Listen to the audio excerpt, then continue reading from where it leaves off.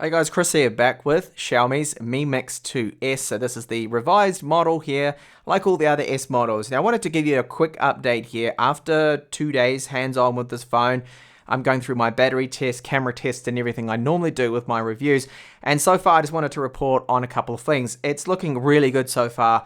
Very good performance. This thing is blazing fast. The Snapdragon 845, it really does impress me. Now, going from the Snapdragon 636 and the Redmi Note 5, I thought, okay, we wouldn't see too much of a difference, but it just seems to be so much quicker, multitasking and everything, thanks to the chipset performance, but also the storage. So it's using UFS 2.1, which is very quick indeed. You get about 700 sequential megabytes per second reads and very good 4K reads and writes. I mean, just going through things. For example, YouTube. Often I see on the Snapdragon, especially the 625, you start playing a video and you'll notice that other videos, and when scrolling like this, there's a little bit of stutter. And I mean, you don't get any of that lag, not with the Snapdragon 845. It just really is good. Now, you're probably thinking that's going to take a massive toll on the battery life, right? But it's actually not bad at all. I'm going through my testing, and I'll just quickly show you the results that I have so far.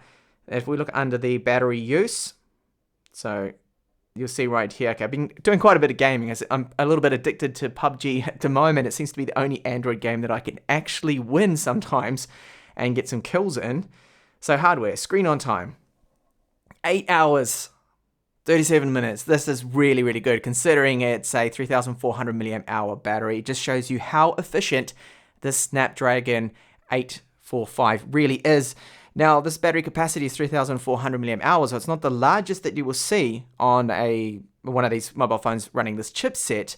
But I think due to the fact that the screen's probably 1080p, that's aiding the fact. Now, this is my battery life test, so I use a fixed brightness, which is approximately 200 lux, and this is the setting right here where it comes out to be more or less. And that's what I do there, and it's mostly wireless use. I have more information on this in my full review, of course, and you can see how long was I gaming for. Well, almost 2 hours PUBG, Chrome for quite a bit as well, YouTube. You kind of get the idea, but overall it's really impressive. So are there any cons so far? Well, one thing that kind of annoys me a little bit is the camera performance. Okay, it takes a really decent photo, and we've got some advanced settings in here when it comes to the video performance.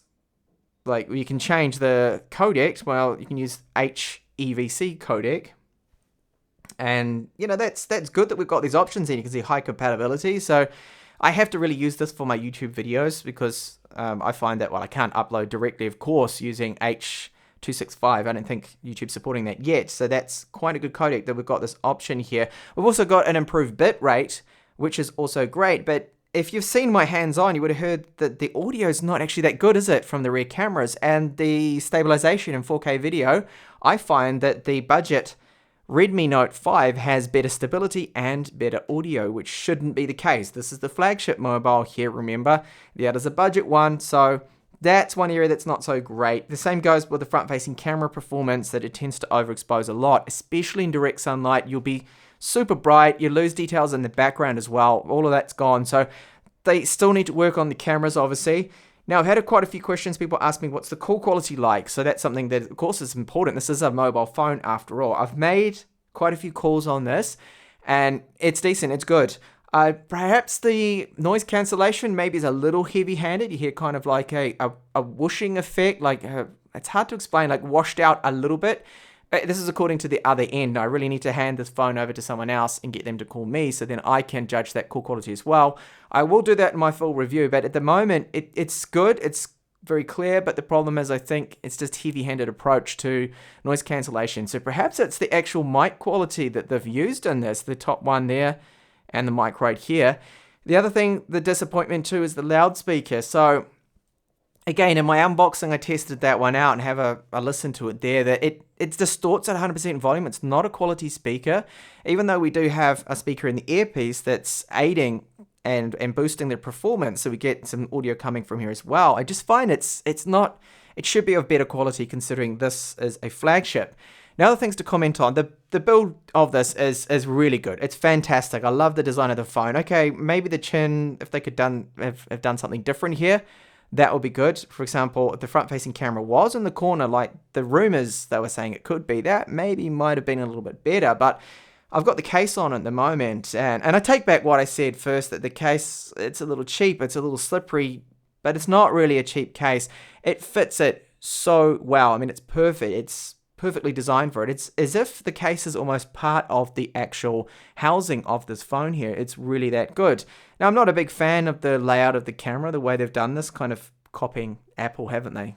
I mean, they have, like the iPhone 8 Plus and things like that, where they have this camera layout and arrangement, and I wish they could have made that all flat. I mean, incorporate the cameras in there without having the bulge, the bump there, but no, that's just personal, tiny little things. I'm getting nitpicky, really, with this phone here. So overall, it is really excellent and holding up well, and no doubt it's going to be a good review. It's just those minor things here. Also to report on as well, the GPS performance is really, really good on this. I mean, I'll have a look at, where's my screenshot? Okay.